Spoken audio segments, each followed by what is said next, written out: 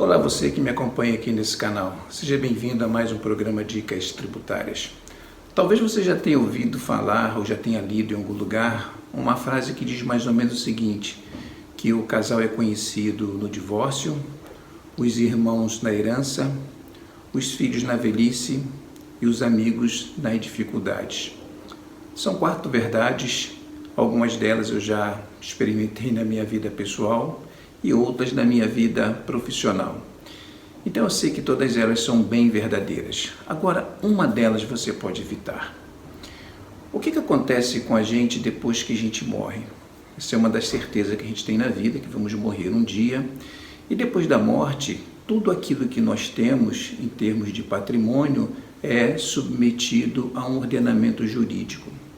Tem toda uma burocracia a ser seguida, abre-se um inventário, nomeia-se inventariante, os herdeiros são comunicados do montante a ser partilhado e aí começam as confusões, porque todo mundo quer aquela casa da praia que você deixou, espaçosa, vista para o mar, pé na areia, todo mundo quer aquele carro de luxo que você também deixou, conversível, ar-condicionado, uma série de acessórios bastante especiais.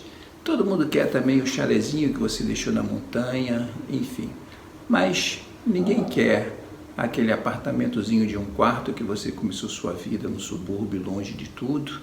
E ninguém quer também aqueles bens de valores menores, então aí a briga começa. Do que diz respeito à parte financeira, isso não é problema algum, porque o que está financeiro é dinheiro, o dinheiro é repartido tranquilamente. Na maioria dos casos não se chega a um consenso, acaba tendo que se vender tudo por um preço abaixo do de mercado para poder dividir, e amizades são quebradas, relacionamentos são cortados, e você pode evitar tudo isso. Por quê? Porque tudo isso que eu estou falando acontece depois que você morrer. Enquanto você está vivo, você é dono do seu patrimônio. Você tem toda a autoridade sobre ele. Então você pode fazer o que você quiser, desde que você não prejudique os seus herdeiros necessários, seus herdeiros obrigatórios, você pode fazer o que quiser com seus bens. Então por que você não faz um planejamento sucessório? Esse é o assunto desse vídeo. E como é que você pode fazer um planejamento sucessório? É absolutamente simples, mas ele deve ser bem feito, deve ser feito com certo cuidado, para evitar que depois isso seja considerado como alguma simulação ou algum tipo de oportunidade de reduzir base tributária e coisas assim. Então o que você pode fazer? O que acontece então quando você tem os seus bens a serem divididos? É difícil chegar a uma divisão exata. Então, o que você pode fazer e a melhor forma de você fazer isso? Você construir uma holding patrimonial. Uma holding patrimonial é uma sociedade que tem por objetivo administrar e gerir seus bens pessoais. Ela não precisa ter uma atividade comercial, ela não precisa ter uma atividade de alugar, de vender imóveis, se bem que isso pode ser feito também. E você pode pegar essa companhia, constituir a companhia primeiro, você como o único sócio, ou você e a sua esposa, dependendo do regime de casamento de vocês, e aí você coloca todos os seus bens imóveis, todos os seus bens que não são bens financeiros, ou seja, todos os bens que não sejam aplicações financeiras, mas carro, propriedades imobiliárias comerciais ou propriedades imobiliárias que sejam de uso habitacional, enfim. Você pode colocar tudo isso numa empresa como a capitalização, como a incorporação ao capital dessa empresa. E depois que você faz esse primeiro passo, o que você faz então? Aí você olha para os seus herdeiros e você distribui cotas dessa tua empresa para os seus herdeiros. Então você só com esse procedimento você já tem aí uma sucessão patrimonial consolidada.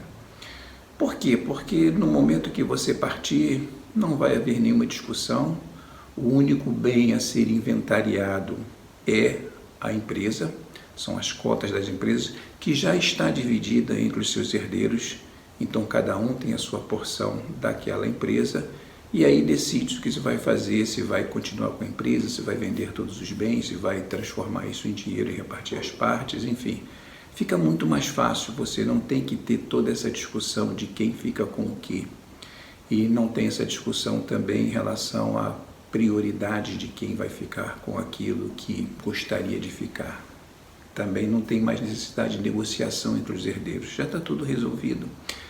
E quais as vantagens que esse processo traz para você?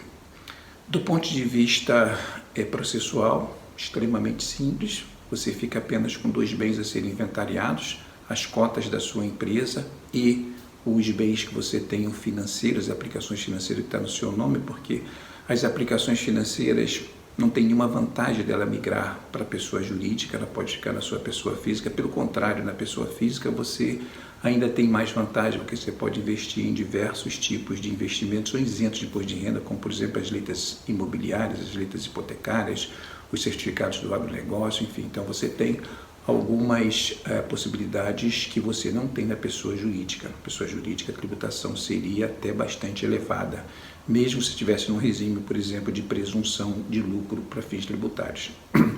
Mas, quanto aos bens materiais, teria somente vantagens. Por que isso?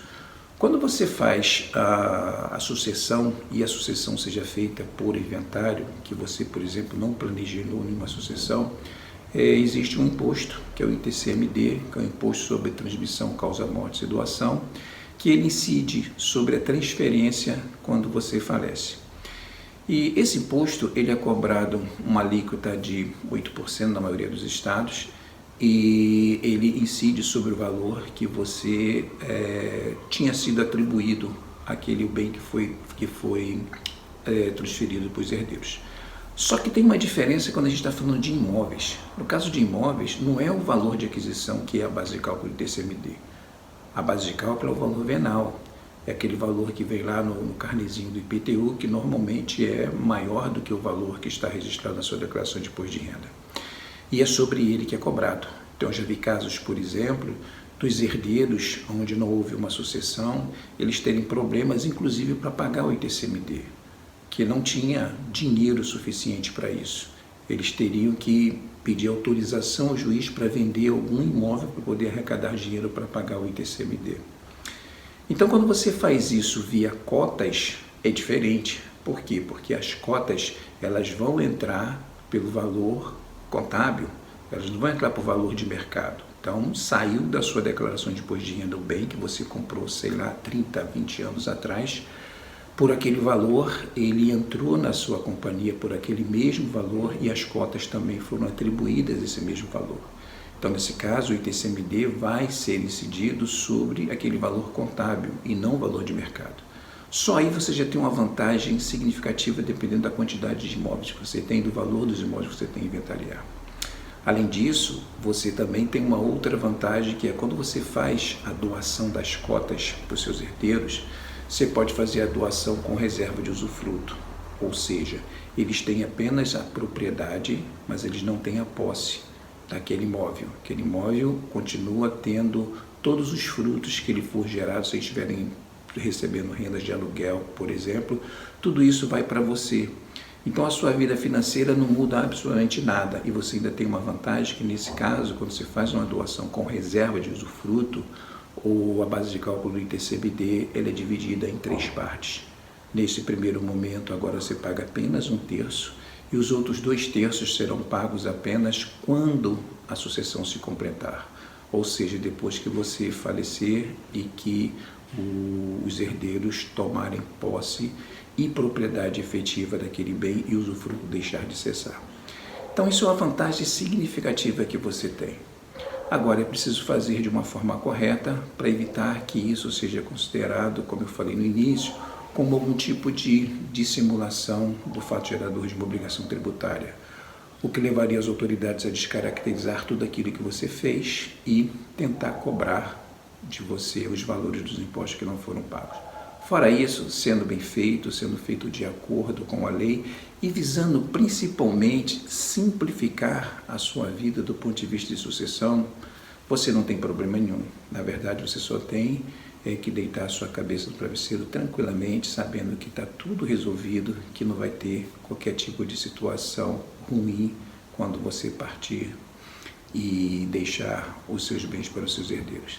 Então, pense nisso, pense que é uma verdade que você pode mudar. Tem algumas outras vantagens também que você pode ter com esse processo, mas para esse vídeo não ficar muito longo, eu vou parar por aqui. Mas lembre-se que se você decidir fazer isso, procure uma ajuda profissional.